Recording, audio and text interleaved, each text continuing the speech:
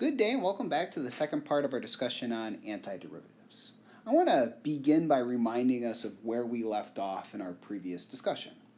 Whenever we see something along the lines of big F prime equals little f of x, we would say that big F is an antiderivative of little f. And note the language here is key. An antiderivative indicates there possibly could be more, and in general we would think of big F of x plus c would represent all possible antiderivatives of little f. And antidifferentiation, as the name suggests, is the opposite of the derivative. So we're looking at undoing differentiation. So with that observation, any of our common differentiation formulas should be able to be restated as an antidifferentiation formula. So in this table of common antiderivatives that I mentioned you all should be familiar with, let's go ahead and fill it in. Starting with a function on the left column, its antiderivative on the right would be c times f of x. So just like a constant pulls out of a derivative or a limit, you can also pull it out of an antiderivative. If you have a sum of functions, you would just take the sum of their antiderivatives. The antiderivative of cosine is sine. Antiderivative of sine is minus cosine. So as always with differentiating or now antidifferentiating trig functions, we need to be careful with that negative. An antiderivative of secant squared is tangent, and an antiderivative of secant tangent is secant. And note, each and every one of these formulas you can double check with the derivative. So for example, you could note that the derivative of tangent, as we've used and encountered many times in the past, is secant squared x. So secant squared x does in fact have tangent as an antiderivative. And then the last one to fill in is undoing the power rule of differentiation. To antidifferentiate x to the n, that would be 1 over n plus 1 x to the n plus 1, which is why we have that assumption that n is not equal to minus 1. So we do not end up dividing by 0. And to even foreshadow a bit, you will take care of that value n equals minus 1 when you get into calculus 2. But for now, this is a list of common antiderivatives we should all be familiar with and be able to utilize quickly and efficiently. So let's turn to a few examples. So for the three bulleted functions that we see below, what I would like you to do is to pause the video and for each of these, find all possible antiderivatives. And note, you may have to do things like algebraically manipulate so that you can use those common antidifferentiation formulas on the previous page. So at this point, hopefully you've had a few minutes to work through and antidifferentiate each of these functions. So just starting with the first one and going term by term. If we want to antidifferentiate 2x squared, we can think of 2 as being a constant, and then we want to antidifferentiate x squared. So the reminder is that if little f of x is x to the n, an antiderivative, big F of x, would be 1 over n plus 1, x to the n plus 1. In this case, n is being played by 2. So using that antidifferentiation rule, we'd have 1 over 2 plus 1, x to the power 2 plus 1, and then we subtract away an antiderivative of secant squared. And an antiderivative of secant squared is tangent x. And because we're looking for all possible antiderivatives, we need to include that plus c. To simplify a smidge, we would write this as 2/3 x cubed minus tangent of x plus c. And I do want to note, and I will only go through this in the first example, you can always double check your antiderivatives. And that's a really key observation to make. If you come up with a solution, if you're unsure it's correct, just take a moment and double check. So how we would double check is we differentiate the given function and we verify, hopefully, that we have that quantity or expression we started with, 2x squared minus secant squared. Working left to right, you'd say the 3 comes down and cancels off the 3 in the bottom. The new power is 1 less, minus the derivative of tangent, which is secant squared, plus the derivative of a constant, which is 0. So check, we have verified that we do have the most general antiderivative.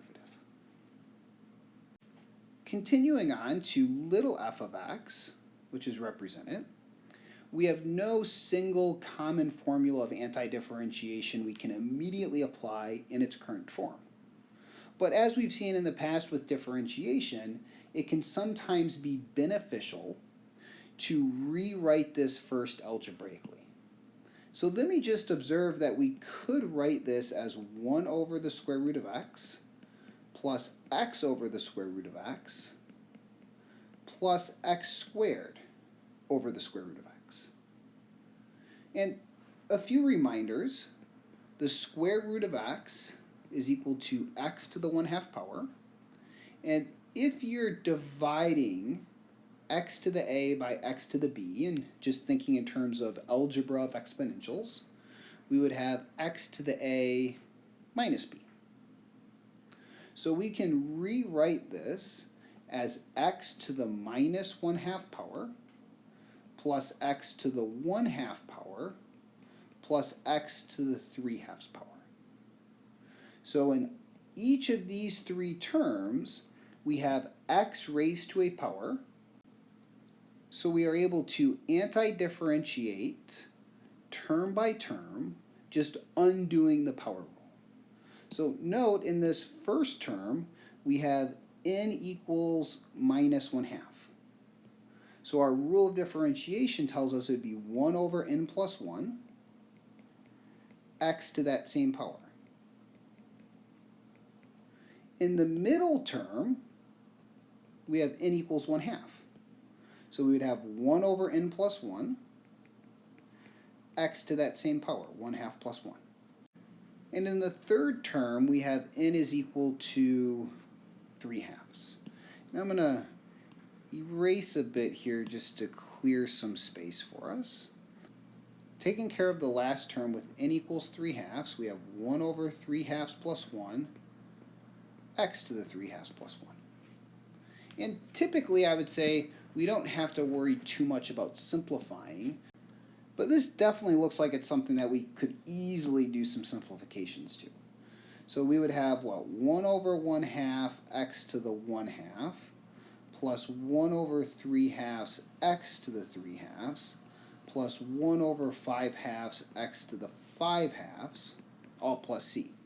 And whenever we're dividing by fractions, we need to take that one more step. So I'm going to write this as 2x to the 1/2 plus 2/3 x to the 3/2 plus 2/5 x to the 5/2. And this represents the most general antiderivative of this starting function, little f of x. Lastly, with g of x, if we would like to anti-differentiate the square root of x, as we indicated a moment ago, it's convenient to first rewrite that as x to the 1/2 power. Exactly what we would have done previously to differentiate the square root of x. And once we do so, we can conveniently anti-differentiate term by term. So in that first term, anti-differentiating x to the 1/2. Note, we did that a moment ago. This is undoing the power rule with n equals 1/2. So we would have 1 over 1/2 plus 1, x to the 1/2 plus 1. And an antiderivative of secant tangent is secant. So simplifying once again just a smidge, dividing by 3/2 is multiplying by 2/3. So 16/3 x to the 3/2 plus secant x plus c.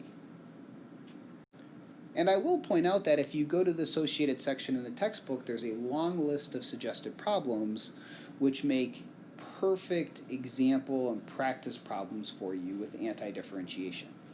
When it comes to our next few sections, anti-differentiation is going to be a small but essential part of almost every single problem we complete.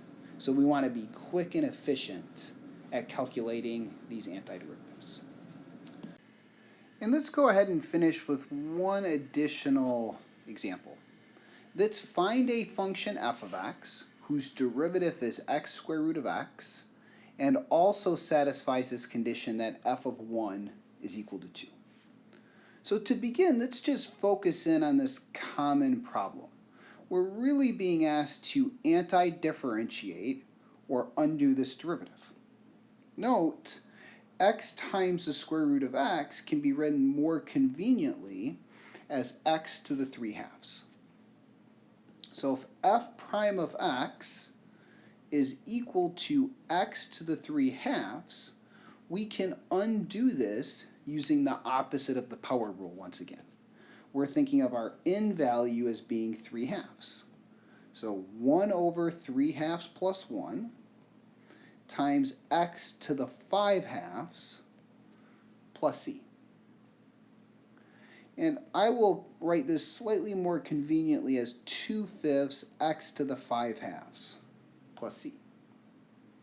And note, this is representing a family of functions, one function for each value of the constant c, whose derivative is x times the square root of x.